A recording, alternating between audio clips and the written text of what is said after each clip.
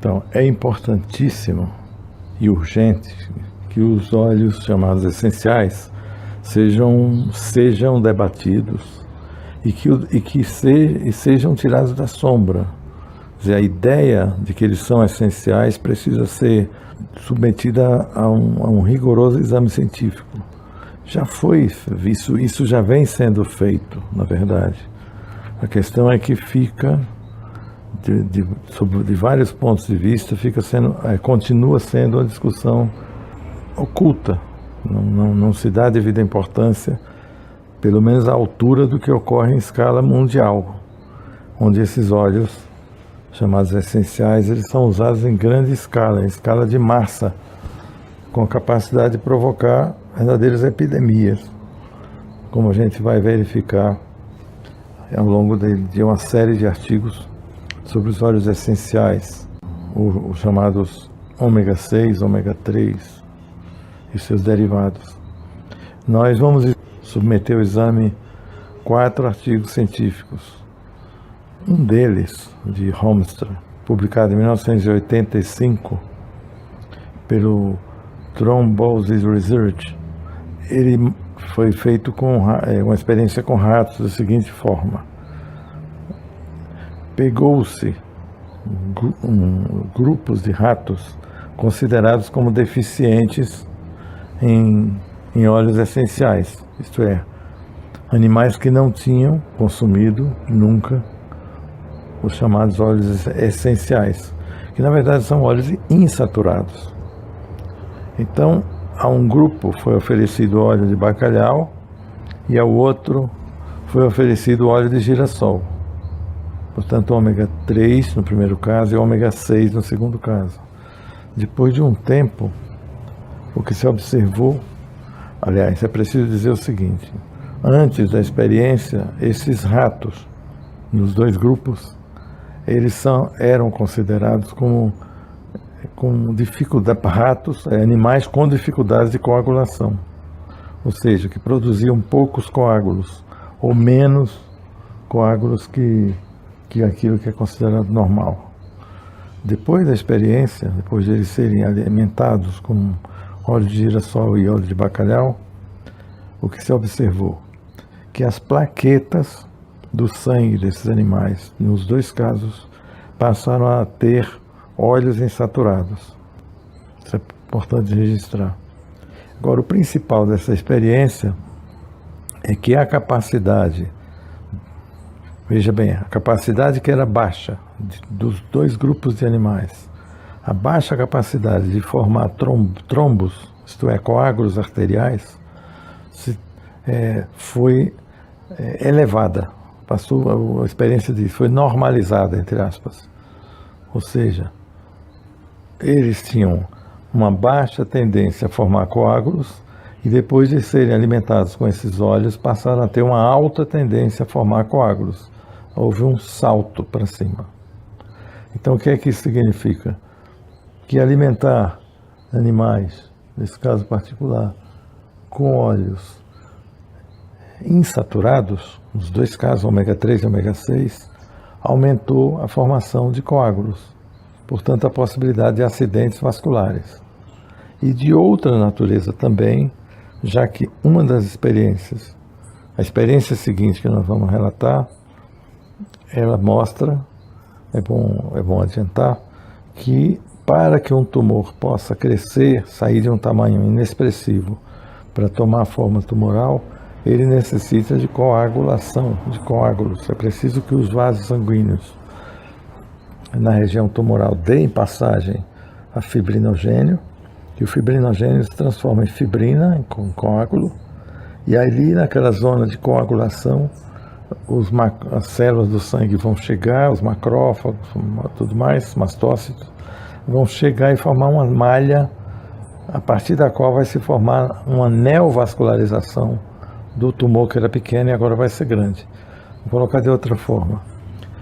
Aquela primeira experiência de Holmstra, em 1985, ela mostrou que o consumo de óleos vegetais insaturados, ômega 3 e o ômega 6, e o ômega 3, no caso do ômega 3 é óleo de peixe, aumenta a capacidade do corpo de formar coágulos. Isso foi demonstrado. Agora nós temos uma nova experiência de Brown, 1989, onde ele mostra, publicada no American Review of Respiratory Disease, ele mostra que o tumor, para crescer, precisa criar vasos sanguíneos. E esses novos vasos sanguíneos precisam, como pressuposto, é preciso que haja formação de coágulos, ou seja, que o corpo tenda a formar coágulos, coisa que pode ser criada, como se viu na primeira experiência, a partir dos óleos chamados essenciais, então, ou insaturados. Então aliás, a bibliografia desses 4 artigos que vão ser examinados aqui, ela se encontra no final desse áudio. Então, agora vamos para a terceira experiência. A terceira experiência mostra, com ratos, foi feita em 1998, e mostra que o ômega 3 promove metástase de tumor, foi publicada no Cancer Research. Um lote foi alimentado com óleo de peixe, o outro com óleo de girassol, mesma coisa da primeira experiência. E o terceiro lote sem nenhum dos dois, só com baixa gordura. O que é que ficou demonstrado? Em seguida, primeiro, alimentaram durante 3 semanas, e depois de terem injetado na veia porta, quer dizer, numa veia do corpo do animal, células malignas. O câncer, nesse caso, é de cólon.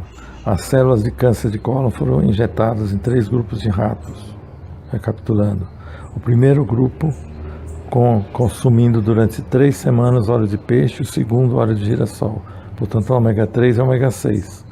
E o terceiro grupo sem consumir óleo insaturado. Observou-se depois de 3 semanas que o primeiro óleo a produzir metástase, foi observado durante 1 semana, 2 e 3, o primeiro óleo a produzir metástase é o óleo de peixe.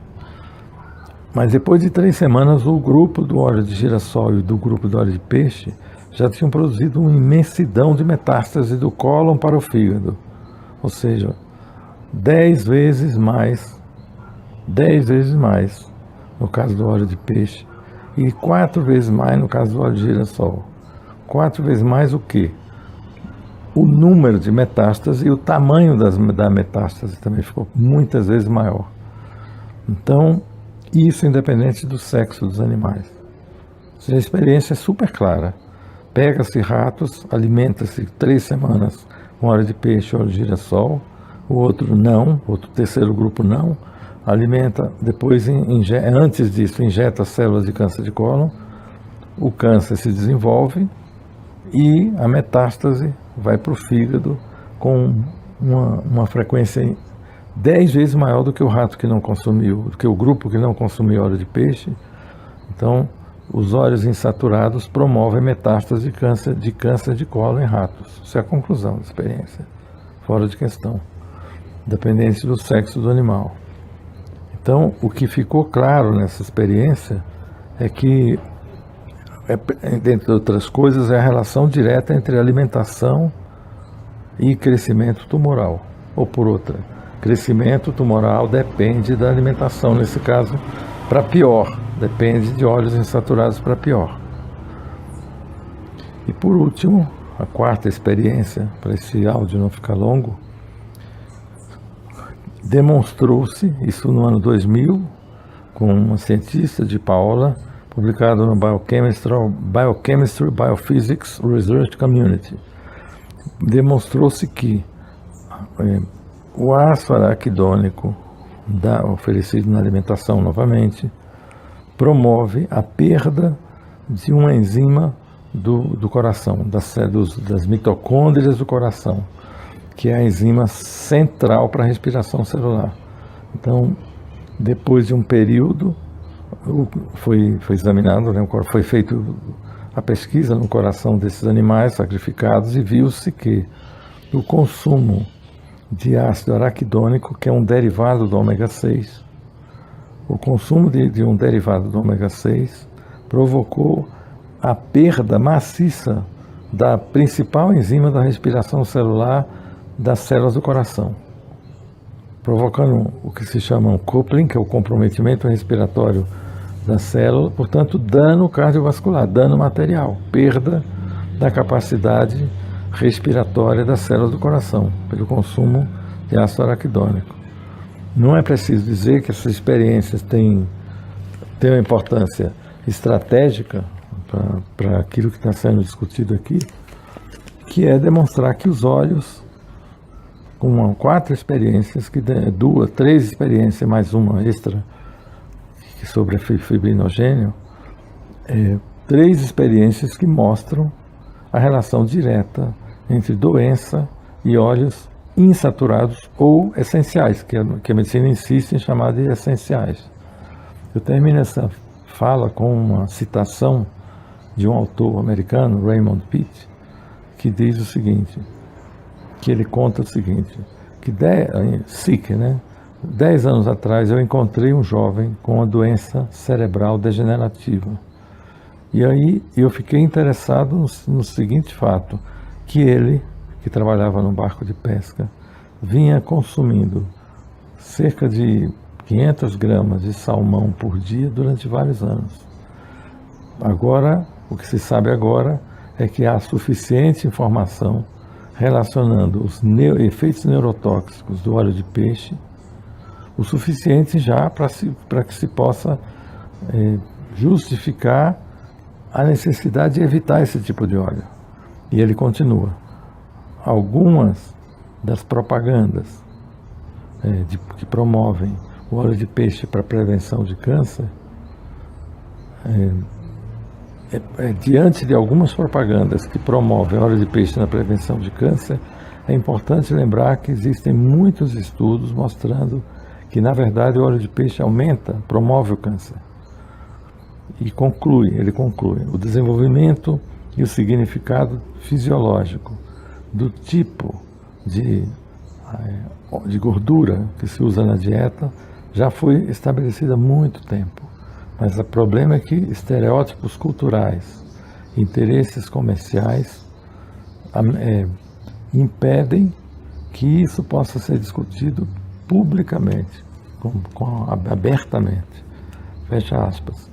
Então, esse é um artigo dele, onde ele generaliza essa conclusão em relação ao óleo chamado essencial ou insaturado, e que a medicina insiste em deixar de ver que eles são muito mais óleos tóxicos do que outra coisa.